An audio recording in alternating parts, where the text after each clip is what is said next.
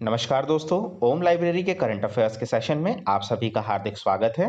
शुरू करते हैं आज के करंट अफेयर्स। सबसे पहले कल का प्रश्न। हमारे द्वारा प्रश्न पूछा गया था कि नाडा के महानिदेशक कौन है। इसका सही उत्तर है नवीन अग्रवाल। चलिए बढ़ते हैं आज के करंट अफेयर्स की ओर। दोस्तों, हमारे इस चैनल पर हम आपके लिए लेकर आते हैं लेटेस्ट करंट अफेयर्स। साथ ही इस चैनल पर हमारे द्वारा आप सभी को मैप के माध्यम से नवीनतम सामान्य ज्ञान और नवीनतम समसामयिकी से परिचित कराया जाता है। सबसे पहले कल का दिन, अंतर्राष्ट्रीय संग्रहालय दिवस 18 मई, इंटरनेशनल म्यूजियम डे। प्रत्येक वर्ष 18 मई को दुनिया भर में अंतर्राष्ट्रीय संग्रहालय दिवस के रूप में मनाया जाता है। जानते हैं इस दिन को मनाने का उद्देश्य संग्रहालय में सांस्कृतिक आदान प्रदान, संस्कृतियों के संवर्धन और लोगों के बीच आपसी समझ, सहयोग और शांति के विकास के लिए इस दिन को मनाया जाता है। इंटरनेशनल म्यूजियम डे 2020 को museum for equality, diversity and inclusion विषय के साथ मनाया जाएगा। आइए बढ़ते हैं आज के पहले प्रश्न की ओर। किस राज्य सरकार ने हाल ही में राज्य में फसल उत्पादन को प्रोत्साहित करने के लिए राजीव गांधी किसान न्यास योजना का शुरुआत किया है? छत्तीसगढ़, बिहार, पंजाब या कर्नाटक? इसका सही उत्तर है छत्तीसगढ़। आइए जानते हैं राजीव गांधी किसान न्यास योजना के बारे में। राजीव गांधी किसान न्यास योजना के अंतर्गत छत्तीसगढ़ के किसानों को उनकी धान की फसल पर लाभ पहुंचाया जाएगा। इस योजना के तहत छत्तीसगढ़ के किसानों को धान के समर्थन मूल्य के अंतर की राशि का लाभ मुहैया कराया जाएगा। राज्य सरकार के मुताबिक किसान न्याय योजना के द्वारा किसानों की आय में बढ़ोतरी होगी, जिससे गरीबी के स्तर में कमी लाई जा सकती है। इस सरकारी योजना में किसानों को उनकी प्रति क्विंटल धान की फसल पर 2500 रुपए का न्यूनतम समर्थन मूल्य दिया जाएगा। इस योजना के लिए सरकार ने 51,000 करोड़ रुपए का बजट पेश किया है। छत्तीसगढ़ सरकार ने राज्य में कोविड-19 महामारी को देखते हुए देशी और विदेशी शराब के विक्रय पर विशेष कोरोना शुल्क अधिरोपित करने का भी निर्णय इस दौरान लिया है। बढ़ते हैं अगले प्रश्न की ओर। केंद्रीय रक्षा मंत्री राजनाथ सिंह ने हाल ही में घरेलू रक्षा और एरोस्पेस के लिए कितने करोड़ रुपए की योजना को मंजूरी दे दी है? 600 करोड़ रुपए, 800 करोड़ रुपए, 400 करोड़ रुपए या 700 करोड़ रुपए? इसका सही उत्तर है 400 करोड़ रुपए। आइए जानते हैं इस योजना के विषय में। रक्षा उपकरण परीक्षण योजना DTIS का मुख्य उद्देश्य देश में रक्षा एवं हवाई क्षेत्र के उत्पादन को बढ़ावा देना है। यह योजना 5 साल की अवधि के लिए है और इस दौरान निजी उद्योगों की साझेदारी से 6 से 8 नए परीक्षण केंद्र स्थापित किए जाएंगे। इस योजना के लिए सरकार अनुदान के रूप में 75% की राशि देगी और बाकी 25% लागत निजी उद्योगों और राज्य सरकार की ओर से दी जाएगी। बढ़ते हैं अगले प्रश्न की ओर। हाल ही में भारत सरकार, पश्चिम बंगाल सरकार और विश्व बैंक के मध्य पश्चिम बंगाल के दामोदर घाटी कमान क्षेत्र में सिंचाई सेवाओं तथा बाढ़ प्रबंधन के लिए कितने मिलियन डॉलर के एक ऋण समझौते पर अनुबंध किया गया? 105 million dollar, 125 million dollar, 110 million dollar या 145 मिलियन डॉलर? इसका सही उत्तर है 145 मिलियन डॉलर। आइए जानते हैं इस योजना के बारे में। इस परियोजना से पश्चिम बंगाल के 5 जिलों में लगभग 2.7 मिलियन किसानों को बेहतर सिंचाई सेवाओं का लाभ मिल सकेगा तथा इस क्षेत्र में प्रतिवर्ष आने वाली बाढ़ का भी प्रबंधन बेहतर तरीके से किया जा सकता है। विश्व बैंक द्वारा 145 मिलियन डॉलर, एशियाई अवसंरचना निवेश बैंक और 123.8 मिलियन डॉलर का पश्चिम बंगाल सरकार द्वारा वित्त पोषण किया जा रहा है। अमेरिका की टेनेसी घाटी प्राधिकरण के आधार पर दामोदर घाटी परियोजना के तहत वर्ष 1948 में दामोदर घाटी निगम की स्थापना की गई थी। आइए जानते हैं दामोदर घाटी परियोजना के विषय में। दामोदर घाटी परियोजना 7 जुलाई 1948 को स्वतंत्र भारत की पहली बहुउद्देशीय परियोजना के रूप में दामोदर घाटी परियोजना अस्तित्व में आई थी। यह परियोजना अमेरिका की टेनेसी घाटी परियोजना पर आधारित है। कई बार यह प्रश्न पूछा गया है कि दामोदर नदी घाटी परियोजना अमेरिका की किस नदी घाटी परियोजना के आधार पर बनाई गई है? तो इसका सही उत्तर होगा टेनेसी घाटी परियोजना। आइए जानते हैं यहाँ के जल विद्युत ग्रह के बारे में।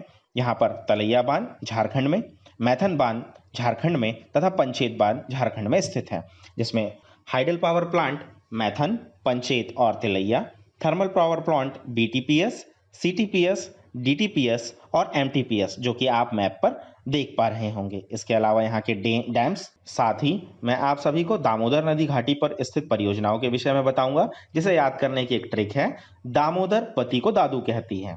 प से पंचेत, ती से तिलैया, को से कोनार डैम, दा से दामोदर नदी घाटी और दू से दुर्गा बैराज परियोजना जो कि झारखंड में स्थित है। दामोदर नदी हुगली नदी की एक सहायक नदी है जिसकी कुल लंबाई 541 किलोमीटर है। दामोदर नदी को बंगाल का शोक भी कहा जाता है।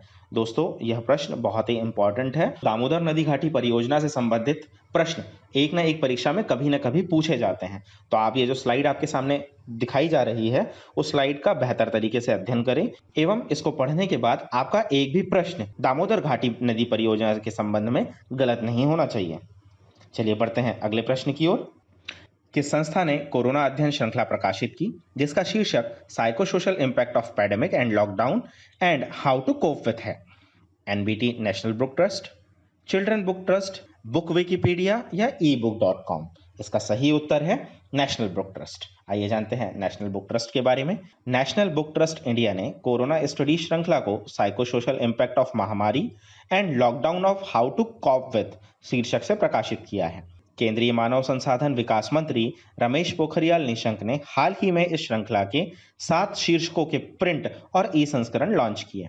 इस श्रृंखला को एक अध्ययन समूह द्वारा तैयार किया गया है जिसने राष्ट्रीय मानसिक स्वास्थ्य कार्यक्रम के प्रिवेंटिव मेंटल हेल्थ कंपोनेंट को मजबूत करने की भी सिफारिश की है। नेशनल बुक ट्रस्ट की स्थापना भारत सरकार ने 1957 में की थी। आइए बढ़ते हैं अगले प्रश्न की ओर। हाल ही में प्रधानमंत्री उज्ज्वला योजना के कितने वर्ष पूरे हुए? 7 वर्ष, 10 वर्ष, 2 वर्ष या 4 वर्ष? इसका सही उत्तर है 4 वर्ष। आइए जानते हैं उज्ज्वला योजना के बारे में। प्रधानमंत्री उज्ज्वला योजना वर्ष 2016 में शुरू हुई। प्रधानमंत्री उज्ज्वला योजना ने अपने सफलतम 4 वर्ष पूरे किए। इस योजना के कारण अब तक 8 करोड़ परिवार लाभान्वित हुए हैं। अब तक प्रत्यक्ष लाभ हस्तांतरण के माध्यम से लाभार्थियों के खातों में 8,432 रुपए से अधिक राशि हस्तांतरित की गई है ताकि इस सुविधा का लाभ उठाने में कोई कठिनाई ना हो। बीपीएल अर्थात गरीबी रेखा के नीचे जीवन यापन करने वाले परिवार की महिलाओं को निःशुल्क एलपीजी कनेक्शन देने के लिए प्रधानमंत्री की अध्यक्षता में आर्थिक मामलों की मंत्रिमंडलीय समिति ने 10 मार्च 2016 को प्रधानमंत्री उज्ज्वला योजना को स्वीकृति दी थी। इस योजना की शुरुआत 1 मई 2016 को उत्तर प्रदेश के बलिया जिले से हुई थी। इस योजना में नया एलपीजी कनेक्शन उपलब्ध कराने के लिए 1600 रुपए की नगद सहायता देना शामिल है और यह सहायता राशि केंद्र सरकार द्वारा उपलब्ध कराई जाती है। बढ़ते हैं अगले प्रश्न की ओर। हाल ही में किस चीनी लेखक की पुस्तक Wuhan diary dispatch from a quarantine city प्रकाशित हुई? फोंगफोंग, शेनपिंग, कुनफान या हांगफुआन? इसका सही उत्तर है फोंगफोन। आइए जानते हैं वुहान डायरी के विषय में। चीनी साहित्यकार फोंगफोंग द्वारा पुस्तक Wuhan diaries dispatch from a quarantine city लिखी गई है। यह पुस्तक ऑनलाइन डायरी एंट्रीज और सोशल मीडिया पोस्ट का संकलन है जो कोविड-19 के दौरान 60 दिनों के लॉकडाउन में लिखे गए हैं। इस पुस्तक का प्रकाशन हार्पर नॉन फिक्शन द्वारा किया गया है। 25 जनवरी 2020 को चीन की केंद्र सरकार द्वारा वुहान में तालाबंदी किए जाने के बाद फोंगफोंग ने एक ऑनलाइन डायरी पब्लिश करना शुरू किया था। आइए बढ़ते हैं अगले प्रश्न की ओर। ऑनलाइन डैशबोर्ड राष्ट्रीय प्रवासी सूचना प्रणाली किसके द्वारा तैयार किया गया है? राष्ट्रीय आपदा प्रबंधन प्राधिकरण, दिल्ली आपदा प्रबंधन प्राधिकरण, राज्य आपदा प्रबंधन प्राधिकरण या इनमें से कोई नहीं? इसका सही उत्तर है राष्ट्रीय आपदा प्रबंधन प्राधिकरण। आइए जानते हैं इसके विषय में। राष्ट्रीय आपदा प्रबंधन प्राधिकरण द्वारा एक ऑनलाइन डैशबोर्ड राष्ट्रीय प्रवासी सूचना प्रणाली तैयार किया गया है। एनडीएमए द्वारा इस डैशबोर्ड को तैयार करने का उद्देश्य प्रवासियों के आंदोलन के बारे में जानकारी हासिल करने और राज्यों में फंसे हुए व्यक्तियों के सुचारू आवागमन को सुगम बनाना है। Dashboard national migrant information system द्वारा प्रवासी श्रमिकों पर एक केंद्रीय भंडार का प्रबंधन किया जाएगा। यह प्रवासी श्रमिकों के सुगम आवागमन को उनके मूल स्थानों तक पहुंचाने के लिए त्वरित अंतरराज्य संचार समन्वय में भी सहयोग करेगा। इसमें कॉन्ट्रैक्ट ट्रेसिंग जैसे अतिरिक्त फायदे भी शामिल हैं जो समग्र कोविड-19 प्रतिक्रिया कार्य में लाभदायक हो सकते हैं। डैशबोर्ड में एकीकृत डेटा की मदद से राज्य यह आकलन कर पाएंगे कि कितने लोग उनके गंतव्य राज्यों से कहां तक पहुंच सके हैं। आइए बढ़ते हैं अगले प्रश्न की ओर। हाल ही में रक्षा मंत्रालय द्वारा अनुमोदित defence testing infrastructure scheme DTIS का कार्यकाल कितना है? 5 वर्ष, 3 वर्ष, 6 वर्ष या 10 वर्ष? इसका सही उत्तर है 5 वर्ष। आइए जानते हैं DTIS के बारे में। यह एक रक्षा परीक्षण अवसंरचना योजना अर्थात डिफेंस टेस्टिंग इंफ्रास्ट्रक्चर स्कीम को रक्षा मंत्री राजनाथ सिंह द्वारा मंजूरी दी गई है। इस 400 करोड़ रुपए के परिव्यय वाली योजना को निजी क्षेत्र की रक्षा और एरोस्पेस कंपनियों को सस्ती सुविधाओं का परीक्षण करने के साथ साथ उनके द्वारा डिजाइन किए गए हथियार को मान्य करने की पेशकश करने के लिए मंजूरी दी गई है। DTIS योजना को विशेष रूप से सूक्ष्म, लघु और मध्यम उद्योगों और स्टार्टअप के बीच स्वदेशी रक्षा क्षमता को बढ़ावा देने के लिए अनुमोदित किया गया है। इस योजना के तहत निजी क्षेत्र को सरकारी खर्च पर आग्नेयास्त्रों, गोला बारूद, इलेक्ट्रॉनिक्स और रडार के लिए परिष्कृत और महंगी परीक्षण सुविधाओं जैसी सुविधाओं तक पहुंच प्राप्त होगी। डिफेंस टेस्टिंग इंफ्रास्ट्रक्चर स्कीम का उद्देश्य सरकारी सहायता के साथ निजी क्षेत्र के तहत डिफेंस इंडस्ट्रियल कॉरिडोर DICS में एक सामान्य सुविधा के रूप में ग्रीनफील्ड डिफेंस टेस्टिंग इंफ्रास्ट्रक्चर स्थापित करना है। यह योजना 5 वर्ष के लिए चलाई जाएगी और निजी उद्योगों के साथ साझेदारी में 6 से 8 परीक्षण सुविधाओं की स्थापना की परिकल्पना करती है। बढ़ते हैं अगले प्रश्न की ओर। घड़ियाल, जिन्हें हाल ही में उत्तर प्रदेश में घाघरा नदी में छोड़ा गया था, किस प्रजाति के परिवार से संबंधित है? मगरमच्छ, मगर क्रोकोडाइल, लवणीय जल क्रोकोडाइल या इनमें से कोई नहीं? इसका सही उत्तर है मगरमच्छ। आइए जानते हैं। उत्तर प्रदेश के बहराइच वन विभाग ने घाघरा नदी में लगभग 40 घड़ियाल छोड़े हैं। घाघरा गंगा की एक प्रमुख सहायक नदी है। घड़ियाल का वैज्ञानिक नाम गैबेलियस गैंगेटिक्स है और इन्हें आमतौर पर मछली खाने वाले मगरमच्छ कहा जाता है। IUCN की रेड लिस्ट में घड़ियाल गंभीर रूप से संकटग्रस्त हैं। आइए जानते हैं राष्ट्रीय चंबल घड़ियाल अभ्यारण्य के विषय में। राष्ट्रीय चंबल घड़ियाल अभ्यारण्य 3 राज्यों से होकर गुजरता है। इनमें राजस्थान, मध्य प्रदेश और उत्तर प्रदेश शामिल है। इस अभ्यारण्य की स्थापना 1978 में की गई थी।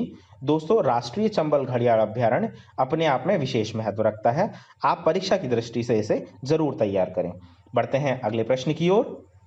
खेल मंत्रालय ने देश को ओलंपिक में अच्छा प्रदर्शन करने के उद्देश्य से किस योजना को लॉन्च करने की घोषणा की है? 1 state 1 games, dream Olympic, 1 man 1 game या O फॉर ओलंपिक? इसका सही उत्तर है 1 स्टेट 1 गेम्स। आइए जानते हैं 1 स्टेट 1 गेम्स के बारे में। खेल मंत्रालय ने 1 स्टेट 1 गेम्स की योजना को तैयार किया है। इसके लिए 14 खेल चुने गए हैं। राज्यों को ये खेल गोद दिए गए हैं। राज्यों पर ही इनके खिलाड़ी तैयार करने की जिम्मेदारी सौंपी गई है। भारत का लक्ष्य 2028 के ओलंपिक मेडल लिस्ट में टॉप 10 में आना है। मध्य प्रदेश अकेला राज्य होगा जो निशानेबाज तैयार करेगा। 14 खेलों में archery, boxing, shooting, badminton, wrestling, hockey, cycling, athletics, weightlifting, table tennis, swimming, judo, facing और रोइंग शामिल है। दोस्तों, इस प्रकार हमारे आज के करंट अफेयर्स समाप्त होते हैं। आप सभी के लिए आज का प्रश्न: हाल ही में बेंजामिन नेतन्याहू को 5वीं बार प्रधानमंत्री पद के लिए चुना गया, वह किस देश के प्रधानमंत्री है? इसराइल, सऊदी अरेबिया, इराक या अफगानिस्तान? आप सभी को अपने उत्तर कमेंट बॉक्स में देना है। आई होप कि आप सभी को हमारा आज का करंट अफेयर्स का सेशन पसंद आया होगा। यदि आपको हमारा करंट अफेयर्स का यह सेशन पसंद आता है तो इसे ज़्यादा से ज़्यादा सब्सक्राइब करें, लाइक करें और लोगों के साथ शेयर करें। धन्यवाद।